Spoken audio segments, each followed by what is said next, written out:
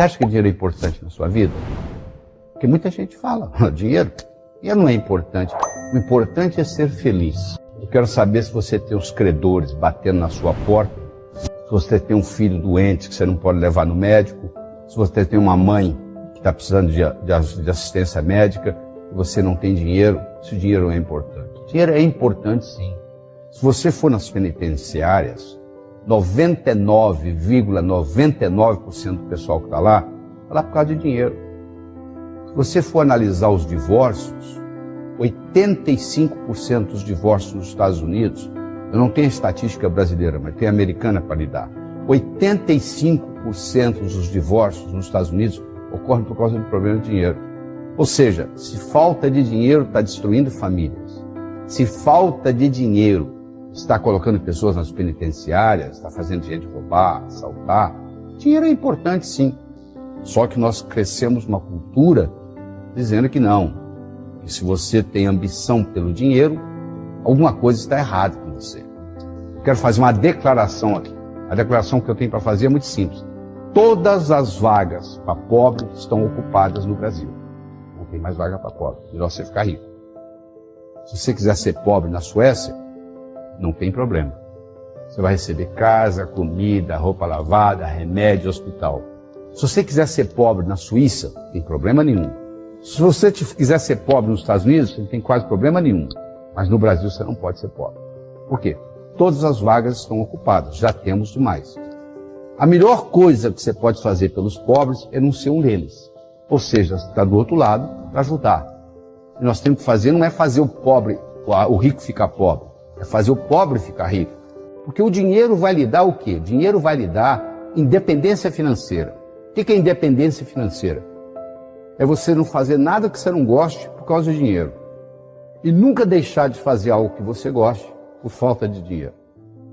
Se você está fazendo algo que você não gosta por causa de dinheiro, ou deixando de fazer algo que você gosta por falta de dinheiro, você ainda não adquiriu o nível de independência financeira. Que, aliás, só 4% da população do mundo adquire. É uma minoria que tem esse privilégio. Então, para você ir a qualquer lugar, você tem que saber de onde você está saindo. Na vida é a mesma coisa. Então, agora eu vou lhe dar a oportunidade, você que está trabalhando com esse material, eu vou lhe dar a oportunidade de você identificar onde é que você está. Porque se você comparar o seu ganho com as suas despesas, você tem 3 situações. Não é verdade? Ou você está ganhando mais do que você está gastando, ou você está ganhando igual você está gastando, ou você está gastando mais do que você está ganhando. Não tem outro jeito. Ou você ganha mais do que gasta, ou você gasta mais do que ganha, ou você está ganhando e gastando mais ou menos igual. Então, levando em consideração tudo isso, você vai poder, nesse momento, determinar o seu nível financeiro. Eu tenho 4 níveis aqui para você estudar qual que é o seu. Vou falar o primeiro. Sobrevivência. A própria palavra já diz, sobreviver. Significa o seguinte: eu estou trabalhando hoje para pagar o que eu gastei ontem. Eu estou sobrevivendo. Isso é sobrevivência. Número 1. Número 2. Estou trocando 6 por meia dúzia. Sabe o que significa trocar 6 por meia dúzia? Eu estou pedalando. Se eu parar de pedalar, eu desequilíbrio da bicicleta. A bicicleta só se mantém em equilíbrio se você estiver pedalando. Para de pedalar para você ver. Você cai ou para a direita ou para a esquerda. Então o sujeito está pedalando, ou seja, ele está ganhando, gastando, ganhando, gastando, ganhando, gastando. Esse é o nível 2. O nível 3 é quando você está guardando dinheiro debaixo do colchão. Não é literalmente colocando dinheiro debaixo do colchão. Não é isso que eu estou falando, não. Eu estou usando essa expressão para indicar o seguinte: está sobrando dinheiro, só que você não sabe o que fazer, você não sabe como investir.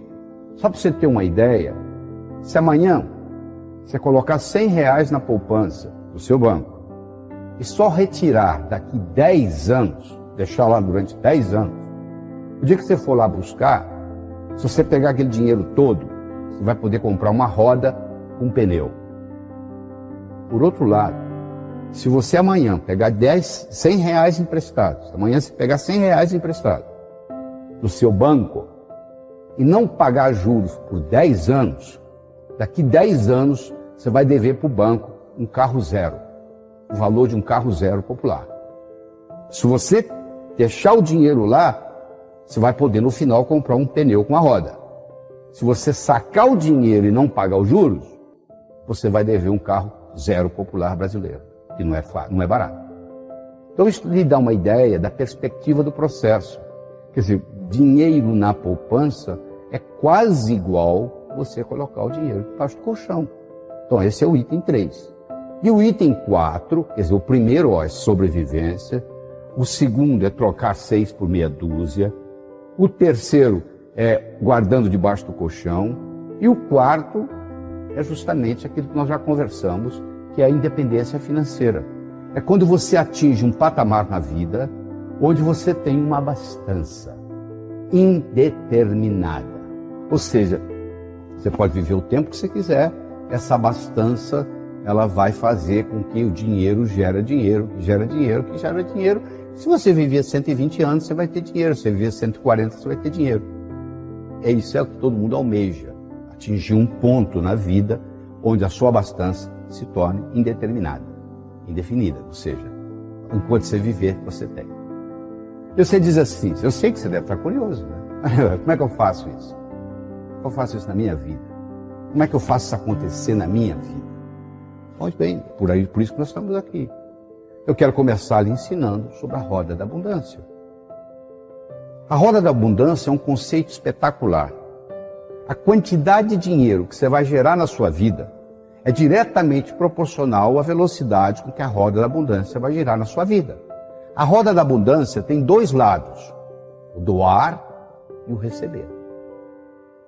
O doar pode ser 2 coisas diferentes. Você pode doar para quem precisa, chama-se caridade, ou você pode doar para quem não precisa, chama-se generosidade. Então doar é a metade da roda. Uma roda não roda só com a metade. O cara que não quer doar nada, a roda da abundância não roda na vida dele. Ele pode até ter uma conta bancária avantajada, mas ele pensa como pobre, vive como pobre, se sente pobre, porque ele não faz parte da abundância do mundo. Então doar é um grande segredo. Pergunta para os Rockefellers, o próprio Bill Gates acabou de se aposentar e agora vai se dedicar tempo integral ao altruísmo, tempo integral à fundação, ou seja, para ajudar os necessitados. Porque ele sabe, ele descobriu esse segredo que os Rockefellers descobriram, que todo mundo sabe, que é dando que se recebe. Então deixa eu falar um pouco na diferença entre caridade e generosidade. Se eu dou um dinheiro para alguém e essa pessoa está precisada, eu acabei de fazer um ato de caridade. Se eu dou o dinheiro para alguém, ou não necessita ser dinheiro, se você compra uma gravata e leva de presente para o seu amigo que está fazendo aniversário, você não fez uma caridade. O seu amigo poderia ir no shopping e comprar aquela mesma gravata. Ele não está precisado para comprar a gravata. Você não precisava ter levado a gravata para ele. Você não foi caridoso, você foi generoso. Se você pratica só caridade, você está enviando para o seu subconsciente a seguinte mensagem: no mundo só ganha quem precisa. Eu vou ficar precisado para ganhar. Faz sentido o que eu estou falando?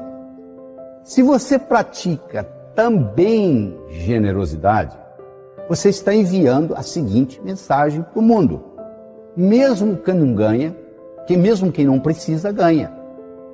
Eu não necessito ficar precisado para ganhar. Então essa roda da abundância, ela tem 2 lados. O doar, que nós acabamos de falar, e o receber. Tem gente que não aceita nada dos outros, já percebeu? Tem gente que faz favor para os outros, mas não aceita favor de ninguém. Isso tem um nome. Como é que chama? São pessoas soberbas. O que é a soberba? Você acha que não precisa de ninguém. As pessoas precisam de você. Então essas pessoas não têm problema no lado do doar, mas elas têm um problema do lado do receber. E como a roda é metade doar e metade receber, vem um problema. Esse conceito da roda doar-receber, eu poderia trocar a palavra doar pela palavra vender. Eu poderia trocar a palavra receber pela palavra comprar. E eu vou lhe explicar toda a recessão do mundo, toda a economia mundial. O que é uma recessão? É quando o comprador para de comprar, o vendedor para de vender, o comprador para de comprar, o vendedor para de vender, entra em recessão. O que é sair da recessão? o comprador começa a comprar, o vendedor começa a vender, comprar, vender, sai da recessão. Eu posso explicar a economia mundial baseada nessa roda da abundância. Só que aqui eu troquei a palavra vender pela palavra doar e troquei a palavra comprar pela palavra receber. Então eu tenho 4 situações básicas na vida. Eu tenho o sujeito que tem problema em doar, mas tem facilidade em receber. Essas pessoas são pessoas egoístas. Elas têm habilidade de receber, mas não querem doar. Venha a nós o vosso reino nada. Tem pessoas que têm dificuldade tanto em doar quanto em receber. São pessoas estéreis. Elas têm dificuldade em doar e dificuldade em receber. Não é verdade? Tem pessoas que têm facilidade em doar, porém dificuldade em receber, que nós já falamos que são as pessoas soberbas. E finalmente nós temos uma pequena população do mundo que tem tanta habilidade de doar quanto receber. São pessoas prósperas. São pessoas que conhecem o caminho das pedras. Uma pessoa próspera, se você tirar a riqueza dela, ela manifesta de novo, porque ela conhece o caminho. Já uma pessoa só rica, que herdou, por exemplo, uma herança e tem uma conta avantajada no banco, se você for lá tirar o dinheiro dela e ela for só rica e não for próspera, ela não consegue manifestar de volta esse dinheiro. Porque o que aconteceu com ela foi o seguinte: ela tem riqueza, mas ela não tem prosperidade. Prosperidade é algo mais complexo do que riqueza. Nessa roda da abundância, existem alguns verbos interessantes que a gente podia conversar com você em detalhe. Um verbo importantíssimo é o verbo declarar. Você sabia que declaração cria realidade? 2 noivos, um casal de noivos vai perante um juiz, e o juiz declara os noivos marido e mulher. Imagine se ela falasse assim: seu juiz, eu mudei de ideia, eu não quero me casar mais. Ele vai dizer: agora você tem que se divorciar. Eu já declarei em vocês marido e mulher. Olha que interessante, uma declaração cria uma realidade, jurídica no caso. Eu declaro ser próspero, eu passo a fazer o que gente próspera faz, eu passo a ter prosperidade. Então eu tenho que ser, fazer, ter. Ah, se eu tivesse dinheiro. Quanta gente fala assim? Mas isso não funciona. Existe um livro nos Estados Unidos, que não foi traduzido para o português, onde eles estudaram os 20 maiores ganhadores da maior loteria dos Estados Unidos, que é a loteria da Califórnia. E estudaram esses indivíduos durante 10 anos. No momento que eles determinaram fazer o estudo, eles disseram: daqui para trás, quem foram os meus 20 maiores ganhadores? Vamos acompanhar esse pessoal por 10 anos. E acompanhou. 10 anos depois, 18 dos 20 maiores ganhadores da maior loteria do mundo estavam mais pobres do que antes de ganhar a loteria. Vou falar de novo. 10 anos depois, 18 dos 20 ganhadores da loteria californiana estavam mais pobres do que antes de ganhar a loteria. Provando mais uma vez que o sucesso vem de dentro. Eu tenho que ser, fazer, ter. Se eu tiver sem ser, não pertence a mim. A segunda coisa importante é o verbo solicitar. Tem um ditado que diz assim: o mendigo tímido termina o dia com a bolsa vazia. Porque ele não solicitou. Ele não pode ser tímido se ele quer ser mendigo. Ele tem que aprender a lidar com não.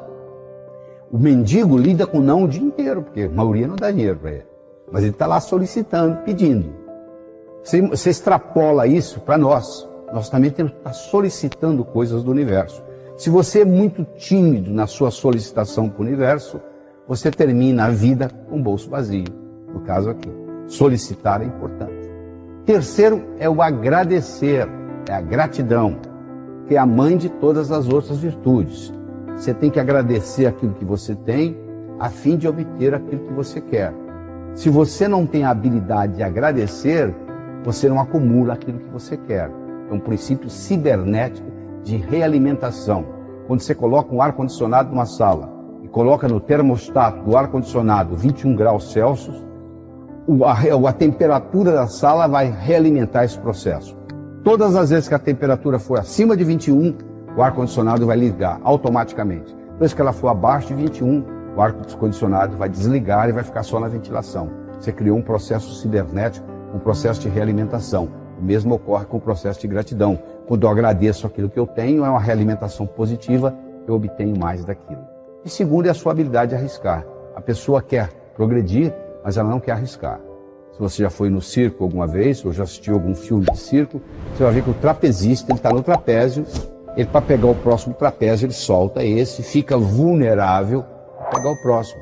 Claro que ele dá uma olhadinha para ver se vem outro trapézio, se não vier ele não solta esse.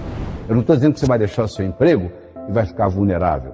Você tem que planejar o próximo passo. O que você vai fazer depois disso? Isso é importante, esse processo, você fazer isso. Então esses verbos são muito importantes. O verbo declarar, o verbo solicitar, o verbo agradecer e o verbo arriscar-se.